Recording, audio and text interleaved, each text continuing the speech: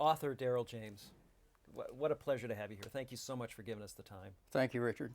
We start off, as we must, what is your favorite line from a book? Well, shamelessly, my favorite line is the opening line from a short story of my own. It's titled Fremont and Loogie. It opens, "They were having trouble getting the man into the trunk of the car. He didn't want to go."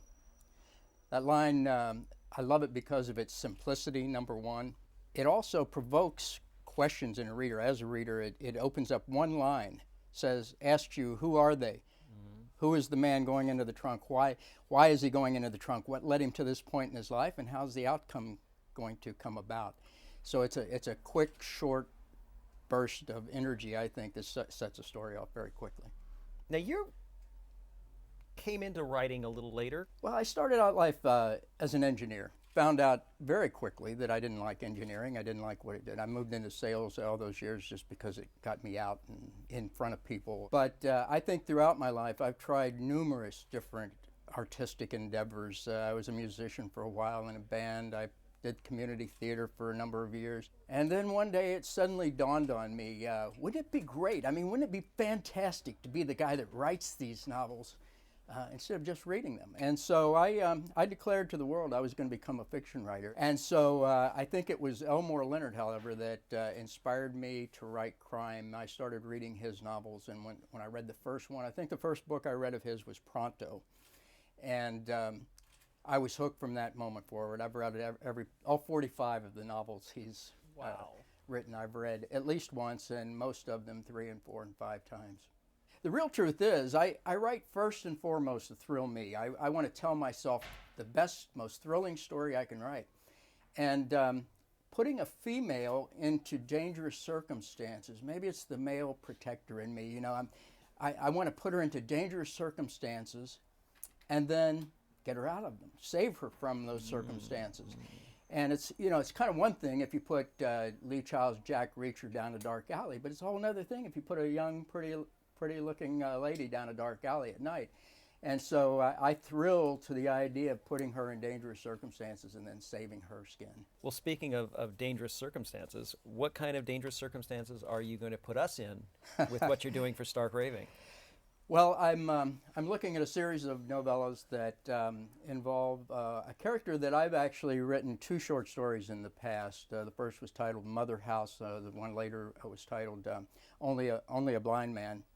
And it involves the lead character is a 70-year-old black man named Earl Lilly with a blind dog. He's got a blind terrier cocker mix called Melon. While Earl works at a hospital at night, he's a janitor at a hospital. He's 70 years old, lives in Westlake, but he's an amateur photographer. He takes photography on the streets, and his photos hang in a gallery in Beverly Hills. And the lady says to him, "Earl, your photos look more like evidence than art." She's tagged his photos as evidentiary art, created this whole art field around him called evidentiary art.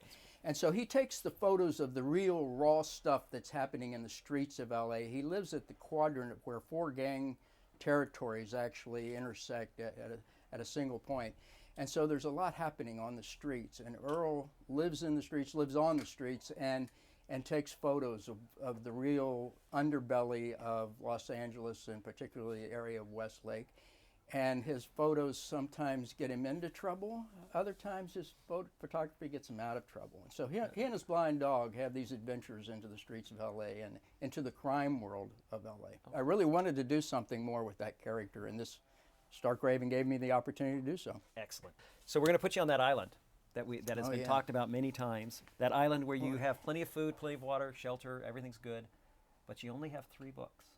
I would probably say any 3 books by Elmore Leonard, but that's cheating just a little bit since I commented on him. But I think I would probably go back and pick Mysterious Island by Jules Verne. It was the first book as a young man that really turned me on. I loved that book. It was so visual and so imaginative. And then possibly The Red Badge of Courage. I like that a lot. Stephen Crane, Red Badge of Courage. And then I would have to have at least one Elmore Leonard book out of the bunch, and it would be very hard to pick. But maybe Riding the Rap. It features It's a great book. features his Raylan Gibbons character, and I've always liked that character. So I would have to have it because I would read it over and over and over again. Darrell, thank you so much. Thank you for having me. Seriously. It's great to be a part of this group.